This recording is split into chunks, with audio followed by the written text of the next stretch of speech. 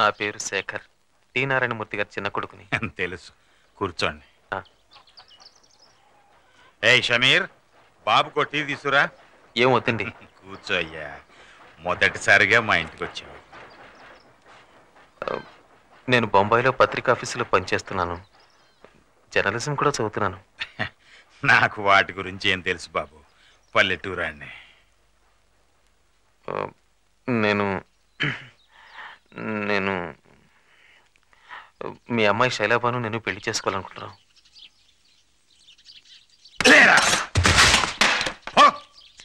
బయటికి ఎవరి గుమ్మం తొక్కి ఏం మాట్లాడుతున్నారా కుక్క? నమాజ్ చేసి వచ్చాను, లేకపోతే నరికి పారేసేవాడిని. విన్నావుటే, నీ కూతుర్ని పెళ్లి చేసుకుంటానని అడగడానికి వచ్చాడు. అడగడానికి రాలేదు, పెద్దవాళ్ళకి చెప్పి చేసుకుందామని ఆశపడ్డాం.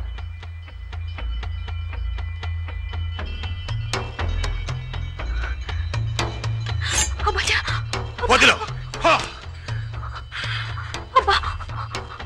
లోపలికి వెళ్ళు. బాను, ఆగు. ఈ బషీర్ అహ్మద్ రెచ్చగొట్టావంటే ఇక్కడే నరికి పాతేస్తాను. ఎంత ధైర్యం రా నీకు? నేనెవరు, మీరెవరు? రెండు వేరు రక్తాలు, అవి కలవు.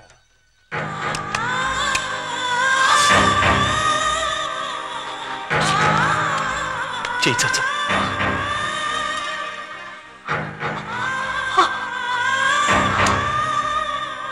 ఈ రెండు రక్తాలు కలిసినాయి.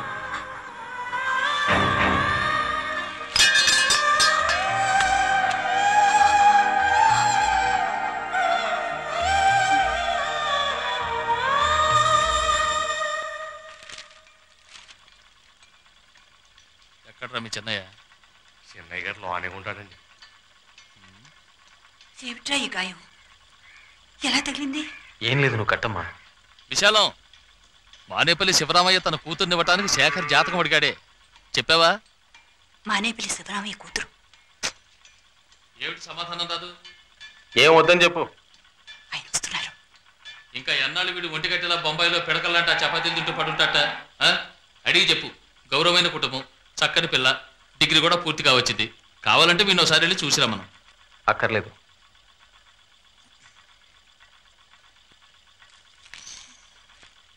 ఎందుకుట? నా పెళ్లి ఎప్పుడు చేసుకోవాలో ఎవరిని చేసుకోవాలో నాకు తెలుసు. ఇదేదో కొత్త కథలా ఉంది. ఏమిటి విషయం? నేను ఆ అమ్మాయిని చూశాను. సరే, పిల్లది ఎవరయ్యా? బొంబాయా? హిందీ మాట్లాడుతుందా? అందుకే వీడి బొంబాయి పంపించద్దన్నాను, విన్నావా నువ్వు? బొంబాయి కాదు, మన ఊరు అమ్మాయే. మనూరమ్మాయ? ఎవరు? అడిగేది నిన్నే. చెప్తే అనవసరంగా గొడవ చేస్తారు. చెప్పబాయ్. శైలాబాను.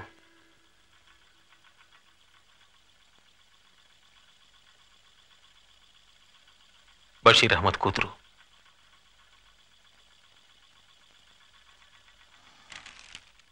ఎవరు? ఆ ఇటీవల మే బషీరేనా?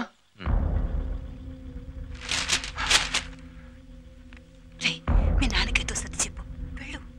పెద్దబాయ్, ఎక్కడ రా పెద్దబాయ్? ఏనన్నా? రా పదం.